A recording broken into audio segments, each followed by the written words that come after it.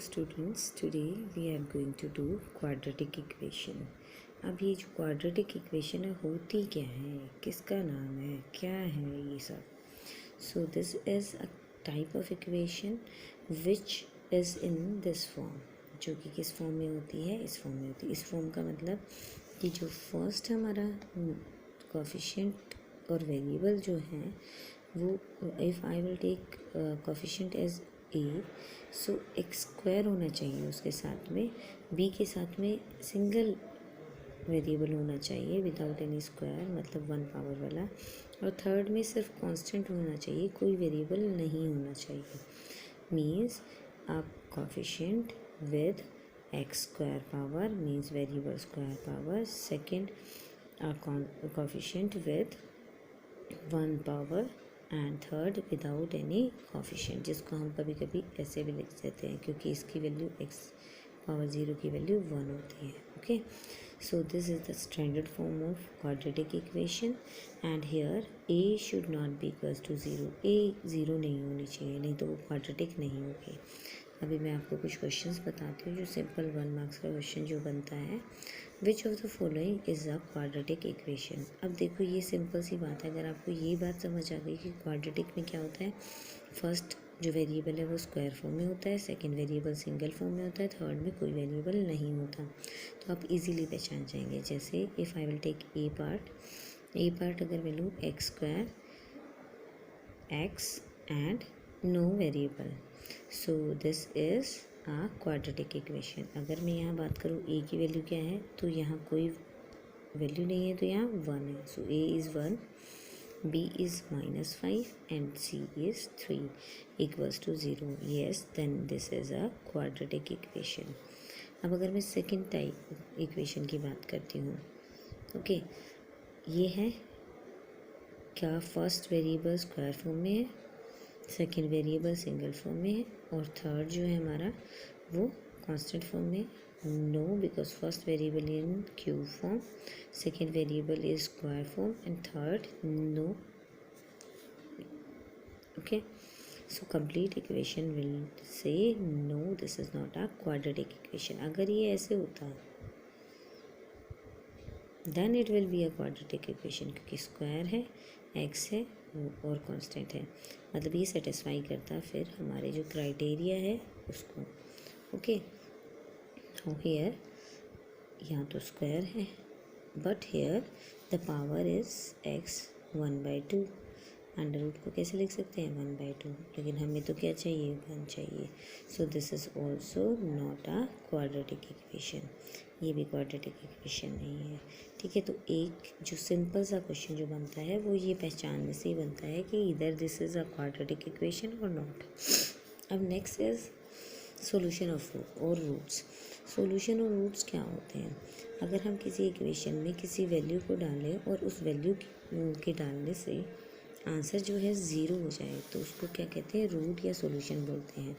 जैसे अगर मैं बोलूँ कि मैं 3 को x इक्वल्स टू 3 है, वेरिएबल की वैल्यू कितनी है, 3 है, और अगर सच में ही 3 है और मैं इसमें पुट कर देती हूँ तो जो आंसर आएगा वो ज़ीरो आना चाहिए.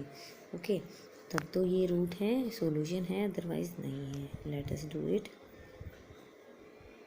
3 square -5 into 3 plus 3 equals to 0. Let us check it. 2 into 3 3 है 9. 3 का स्क्वायर क्या होता है, 9 होता है. 5 to 15 plus 3 equals to 0. Now this is 18 and this is 15 and this is 3 equals to 0. Now this is 3 plus 3 equals to 0.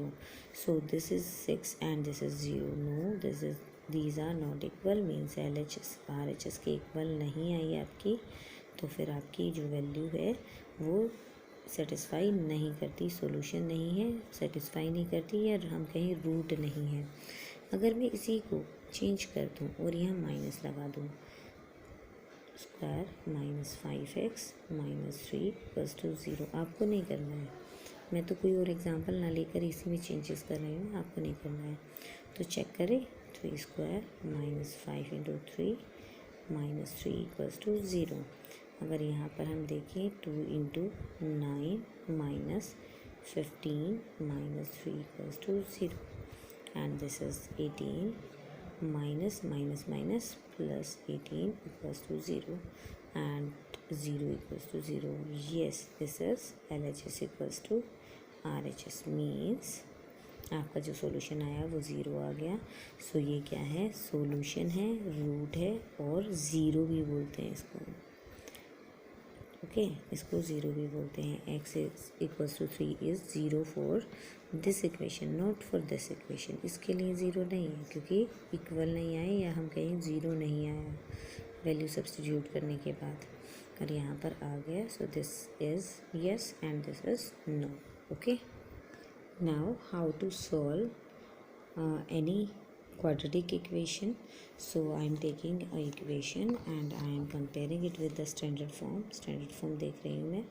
ये x square होती है, ये b x होती है और c equals to 0. Okay now what we have to do. अब factorization में always हम क्या करेंगे, बहुत ध्यान से सुनना है. a को और c को मल्टीप्लाई करेंगे. c इंटू ए मीन्स 6 इंटू 2 कितना आया, 12 आया. अब मल्टीप्लिकेशन 12 है इसका. इस 12 को ऐसे दो फैक्टर्स में तोड़ना है, ऐसे दो फैक्टर्स बनाने हैं इसके जिसका या तो एडिशन या सब्ट्रैक्शन, या तो एडिशन या फिर सब्ट्रैक्शन जो है b के इक्वल है. Here we have 1 and it is -1. Minus का 1 है. और माइनस का 1 बनाने के लिए भाई 12 के अगर मैं फैक्टर्स करती हूँ तो 12 के फैक्टर्स कितने होते हैं, 2 से करें 6, फिर अगेन 2 से.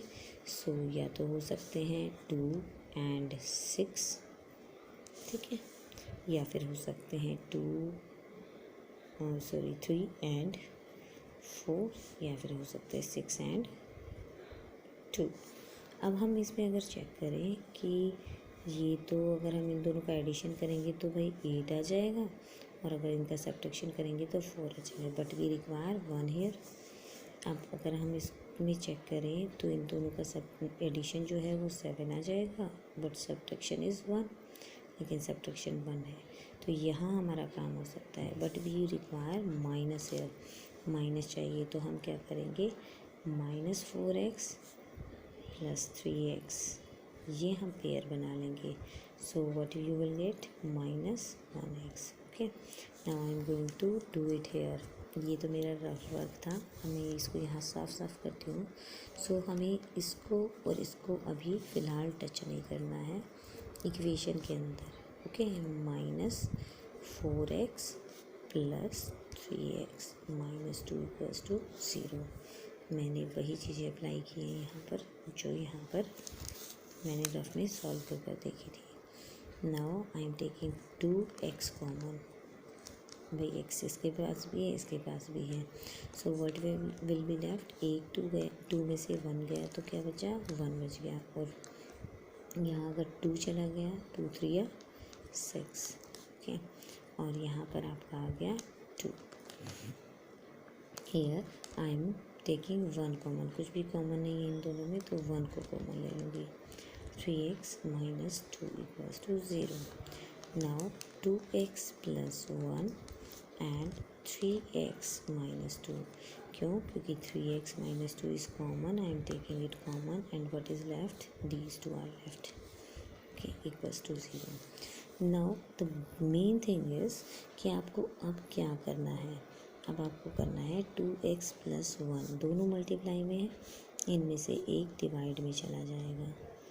1 बाई 1 हम दोनों को भेजेंगे. ये गया तो ये क्या बन गया, 0 बन गया. मतलब अब हमारे पास क्या बचा, बिकॉज 0 अपॉन समथिंग इज़ 0. सो हमारे पास ये बचा. अब अगर हम यहाँ से x की वैल्यू निकालनी है तो क्या करेंगे, 0 यहाँ प्लस है 1 और यहाँ जाकर माइनस हो जाएगा. After transposition it will change its sign. Okay अब -1 बचा.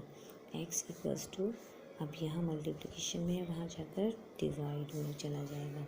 सो 1 value of x is -1/2. For another value we will do like this. अब ये हमारा क्या है 2x+1 था, मैं यहाँ से ले रही हूँ, और 3x-2 था। पहली बार हमने इसको वहाँ पर भेजा था, अब हम इस वाले टर्म को वहाँ भेजेंगे। So what will be left, जैसे मैंने बताया था ये अपन में जाएगा तो ये 0 हो जाएगा। So I am skipping this step, ये मैं यहाँ छोड़ रही हूँ। आपको ये खुद समझ आ जाना चाहिए कि ये यहाँ से डिवीज़न में जाएगा तो 0 upon something is 0। So 3x-2 equals to 0।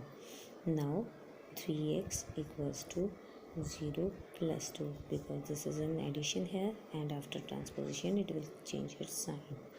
3x equals to 2, so x equals to 2/3. This is second answer for this equation. So always we will have two answers, दो आंसर होंगे हर बार हमारे पास, और वो दोनों आपके पास यहाँ सामने हैं। therefore x equals to -1/2 or 2/3. Okay, this is how you will do factorization method.